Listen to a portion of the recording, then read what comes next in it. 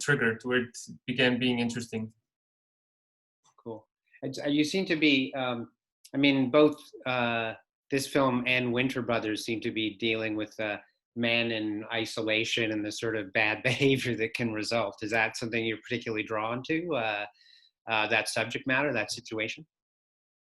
Well, I think I'm drawn to the sort of the interior, of a person, and I think isolation or things like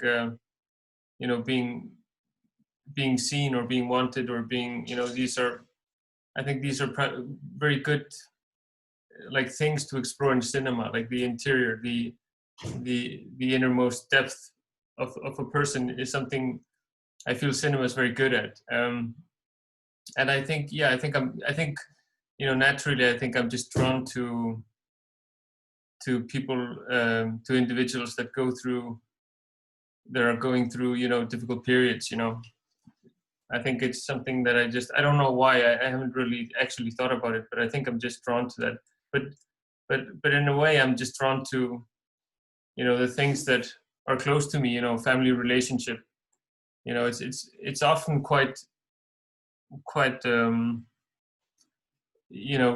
routines, rituals, the normal life, family. It's mostly these things that interest me, and also the world around us, the seasons, the winter and the summer, and all of the contrast between. I love that. Yeah, that's a great opening to the film. You really get there's the house in various seasons is like it really sort of drops you into the film in a really smart way. And I love the way those sort of kind of poems sort of crop up, the visual poems crop up in the film consistently with the kind of meditation on the car crash and the boulders, and it's a really cool way to develop the film. It's interesting when you talk about, people wouldn't always say that film's so great about just exploring people's interior life. So that's really exciting. I mean, one of the things that I think is really central to the film is the way it's obviously dealing with grief and a sort of fairly extreme emotional situation, but it also deals a lot with memory, because and how we suppress it and what we hang on to sometimes to justify ourselves. I think it's really sharp that way, and you often get the obviously in Ingemundar's case, the principal character, he seems to forget things that are inconvenient, like the whole his actual relationship with aspects of his relationship with his wife and things like that. Do you want to talk about how that motif came about, or that sort of focus? Yeah. I mean, I remember early on, I loved this idea of losing someone you really love. I mean, I remember actually reading a poem by Angelo Gonzalez called "The Diatribe to the Dead," which is sort of like it's almost like a hate poem to the dead. And I remember when reading it, it was like I really felt. I mean, in the poem he's really angry, and the person is very angry at another person that died.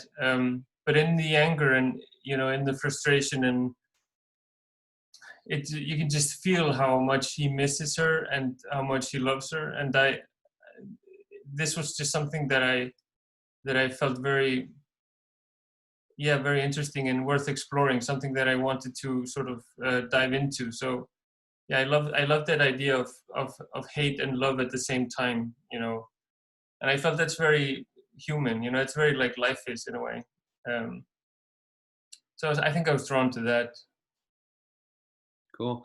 I also, I mean, there's one of the most sort of compelling symbols in the film, or kind of motifs, is the house, which is foregrounded really from the very first time you hear Ingemundur speak. He's like, what do you want to do? I want to build the house. What do you not want to do? I don't want to stop. I don't want to stop building it.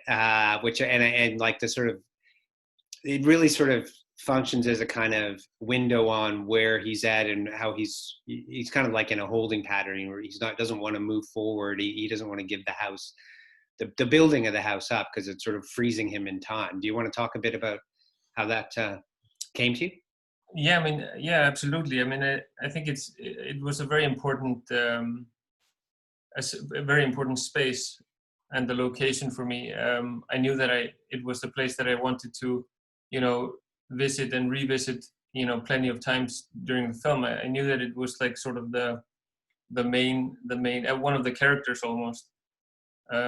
So I mean, it came very, very early. I was sort of, I mean, when I'm working on a film, it's always like this balance of finding something that, works within the film. It can't be too romantic, it can't be too modern, it can't be too, you're always trying to find the sort of the right, I don't know, temper or paste. And I felt like the house was just so, for me, when I found it, it was so, I couldn't place it anywhere. It was almost like it was between places or something. I felt it was so strange. I couldn't really, but I was like very, very drawn to it, like in a mysterious way. And I just knew I wanted to film here. So I began filming the prologue like 2 years prior to principal photography, and we didn't have any money and we didn't have any, any finance or anything. But I just felt so strongly that this was the house. I didn't even have a permit for using the house or anything like that. So I just got a little bit obsessed by it, and strangely, and slowly, I just began, rewriting and writing for the house, and for the place, and it sort of just worked that way. But I often do that. I often find locations very early. Yeah.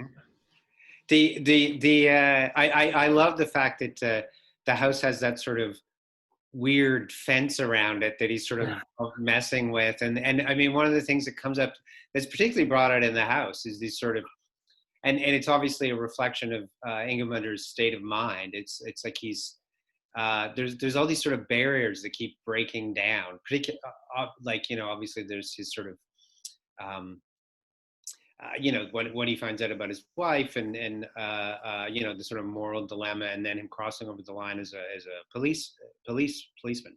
But for me, what really brought it home was the presence of nature, like the horse wandering in, and then when the group of horses kind of clean up after the party, and then there's sort of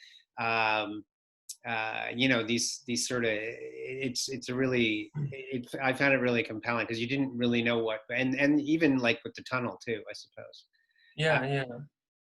Just really, go ahead. Yeah, no, but it is often, when you're working on something, I just try to get kind of lost in it, I just, I sort of just try to dive deeper into the things that I find interesting, and normally it's just, like I said before, the seasons, family, cold and warm, all of these things around you that you're surrounded by, those are the things that I'm interested in. And I just sort of dive into that and try to be, just hoping to get to get surprised. I never know where the film is going, but I have a feeling. I have a feeling of knowing what works and doesn't work, and what works within this world. So I have a very strong opinion about that. But I really try to not know too much. Just the need for being surprised is like really important for me. Just so you have like a, it's the passion of working, and finding it interesting and finding it fun, and things like that. The kind of like discovery and like finding what's wrong with it. Yeah, exactly. It is like a discovery. It's like you're exploring things, and I find when I'm totally free like that, I find the material seems more truthful, or just seems better. Not as it doesn't feel like a statement or a preconceived statement. It just feels very in a way natural, or something like that. Well, I think that really, I just want to remind the audience that you can ask questions through the Q&A app. a feature at the bottom, and we've got a couple of questions coming in, which I'm going to get to in a sec. I did want, but you were talking about that notion of discovery and not knowing where you're going. I think that really fuels what's one of the most palpable aspects of the film, was that it's like at points it's so intense. You don't really know where the character is going to go with his grief, and how he's, it's obviously brought out most with the granddaughter, but there's this sort of like just sort of often kind of recklessness stuff that you're sort of like, how's this going to work out, like with the fireworks at the party where he lights them in the house, and then tossing the thing off the roof, and then kind of yelling sort of casually and hoping people went underneath it. Those are just so, like, it's just a beautiful aspect of the way the script works. I'm glad. One of the questions that we've got is one I was intrigued by too, and also the audience members curious about the children's television show and where it came from, and can you speak about the sort of symbolism and the ideas behind it, and maybe also the bedtime story, which is quite fearsome, and I think comes from sort of folk tales, right? If you could talk about the source of those. Well, it's. I mean, I'm kind of. I remember reading some text on Icelandic painter called Louise Mattisdóttir, Icelandic woman painter, and I was she was explaining like how her paintings worked for her, the narrative of her paintings, and I really liked the answer, because she said like it was like almost felt like a tree growing, and the branches going right and left, and it sort of reminded me of how I write, when I'm writing for a film and for a location. It kind of feels like that. Like sometimes you go to the far left and you don't really know where you're going, and you don't even know why you're writing it, or how it connects with the whole of the film. But in a way it feels like it's necessary, or it feels like it's it's sort of, you can express, and you can be very expressive, and you can go pretty far, because the protagonist, or the main character, doesn't have to say these things, he doesn't have to do these things, but it can like happen on the television. So I think it's just it sort of feels like that. And if when I take a step back and I look at the whole of the film, when I'm editing it with Julius, I feel very strongly how important these things are, like the television or the rock falling down the mountain. It's sort of like they do feel a little bit like left and right, but in the whole experience, they are crucial parts of the film. It's kind of strange. But was it did you find the TV show? Did you stage it? No, it's I just wrote it, and I wrote it for I mean, I wrote it for an actor who was like, who is this big children's star, the main actor, and I wrote it for him, and I asked if he wanted to do it, and I even called him the same name as he is called in his own TV show, and he was like, and when he read it, he said like, okay, so you're killing him, and you're killing my character, but he wanted to be part of it, so that was really great, and he's really, I mean, I really love him, and I would love to work with him again. He's really something. He's great. Cool. I find it works so like almost like that character is expressing things that Ingemundur won't express, that he's trying to like keep reined in, and he's like, no, I can't function at all, which sort of a kind of a reverse mirror in a way. Yeah. And I think I often when you're working, it's because I don't really think about these things, but they just sort of emerge if you just work on the things you like, Yeah. And it's often when they sort of surprise you, you sort of feel like, oh, this works, because it's sort of surprising and it feels very natural how the flow of it. So that's often how I work, I really don't, I wasn't really trying to make some kind of point, but I think deep down inside it does connect you, like you say. People find their, people connect the dots, and I think that's really great. Yeah. I think it's also the way you've shot the TV and all the stuff sort of, there's a ton of activity going on. It's very active too, but it's such a great moment in the movie. I wanted to, one of the audience members is asking about the little girl. Is that your daughter? Yeah. Yeah. Was it, have you worked with her before? How was it working with her? Has she played any other parts? Well, I mean, she's. I've been actually. I mean, we've been working together in a strange way ever since she was born.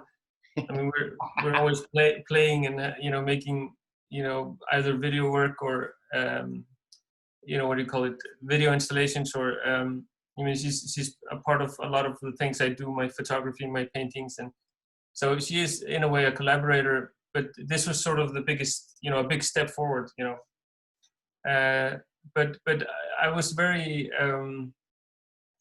I felt very good about it, because I am very much surrounded by a very, very tight crew. I'm always working with the same people, and they're very good friends of mine. It's sort of like being around family. So I felt I was sort of inviting her into a family in a way. So it was very natural, and it was so much fun. And I mean, we really had a lot of fun. It was, I mean, saying that, it was of course very difficult scenes at times. I mean, there are very, very demanding, difficult scenes with Salka, the character. Mm-hmm. And I knew that going into it, and I told her that, and but she was, up for it, and she had a great time. Yeah, she's amazing in the film. So, Yeah. speaking of the casting, I mean, how did you get Ingvar involved? Did you think about him from the beginning? Oh yeah, performance. Yeah, absolutely. Ingvar was from the beginning. I wrote it for him. We made a short film together called The Painter, mm-hmm. and we kind of just got along very well. And I sort of, with him, I sort of felt like there were things we hadn't explored. I mean, we made a short film, and you don't get enough time to sort of dive deep. And I really felt we should do something in a larger scale. So I asked him. I told him I was working on a project called The White Day. I didn't really know what it was, but I asked if he wanted to be part of it, and he immediately said yes. So I kind of wrote it for him and my daughter in mind. But my daughter grew older and older, so she was only, I mean, she was 9 when we were filming, but she was 4 when I began writing it. So the script was constantly changing, parallel with her growing up and the house and everything. So it was a very sort of open process in a way. I mean, Ingvar's it's amazing the way he can sort of hold the screen without, it really is very interior, like you said. I mean, he's done that. I mean, you've seen similar things in other movies, like maybe Cold Light, but I think this takes it, it's really in that, that last scene where he's hallucinating or whatever. And people are asking, I've gotten several questions about the music. Do you talk a bit about how that developed and your use of it in the film, and who wrote the score? So. Well, the music was it's a composer named Edmund Finnis, British composer that's brilliant, and I was just sort of a fan, and I wrote him a long time ago, a couple of years ago, just told him that I was a fan, and that I love this music, and we just started sort of talking on email, and he was sending me new music he was working on, and I was sending him photos and stuff I was working on, and we were sort of talking about collaborating somehow. And I was sort of working on a project called Godland, which is hopefully my next project, but I sort of had him in mind for that. So I never thought of him as for A White Day. I don't know why. I think it's because I had like a idea of all of the instruments being I don't know how you say it English, like brass or breathing instruments. Mm. Yeah. Brass or wind. Yeah. Brass or wind. Yeah. So I always thought it was like, I wanted this, the soundtrack to be sort of like a breath or like a breathing. And so I didn't think of him. I thought of someone else. But then later on, that didn't really work. So he sent me some new recordings he did with the London Contemporary Orchestra, and I just, I really found it so great, and we put it on while we were working, and we just thought we have to do this. So it was music that he was, creating while we were filming, but not for us, just for himself. So it was we were lucky, it was very strange. That was luck. Yeah. I'd lose my Canadian citizenship if I didn't ask about the Leonard Cohen song. Was that Yeah, all? Yeah. That's a beautiful use of it. It really, I mean, it's a perfect song because it's a very conflicted, emotional song, and obviously the scene we're seeing at the same time. Did you have that in mind from the beginning, or? I love Cohen. I mean, I've before I listened, I've read and listened to his music, and I'm a big fan. And I was out filming the prologue, the opening of the film, because it took me 2 years. So I was very often out there. I drove out, and then I went out of the car, and I slided the camera and with the magazine and everything, and I filmed. And then often I had the car turned on, so there was like music just in the background coming out of the car, and I was listening to Leonard Cohen, and then I heard that song. I heard it before, but then I heard it, and then I saw the house, and then it just sort of it just emerged, and I just had to have it. Cool. I think if we don't have any, I think that's. I think it's probably time to actually wrap up, unless we have any other questions from the audience. But I want to thank you. Thanks so much for the film. It is an astonishing piece of work, and I want to again remind everybody that it's going to be on iTunes and Apple TV on June 16th. But also check out your local theaters: Paradise in Toronto, Van City in Vancouver, Indie Cinema in Sudbury, and the City Theatre in Charlottetown, PEI. And big thanks to you, Hlynur, to Game Theory Films, and to Touchwood PR. And you guys are opening, right? Or you got it, everything's reopened in Iceland, or about to? Yeah, it's sort of, we are reopening. The airport is sort of trying it out now, but otherwise we are kind of open, 90%, 80% maybe. Well, good luck with that. Oh, and I did get one last question: is what is Godland about? Are you okay to talk about it? Is that the next one too? Yeah, it's it's the one we're working on, and it's a period film. It takes place in the 1870s, and it's we sort of follow a Danish priest sailing to Iceland, and he's there to build a church and to photograph the people with an 8x10 like glass plate camera. So he's there to sort of photograph the land and the people and build the church. Cool. That sounds like a great idea. I can't wait to see it. All right. Thanks, man. Thank you so much. Bye-bye. Bye. Thanks for coming, everyone.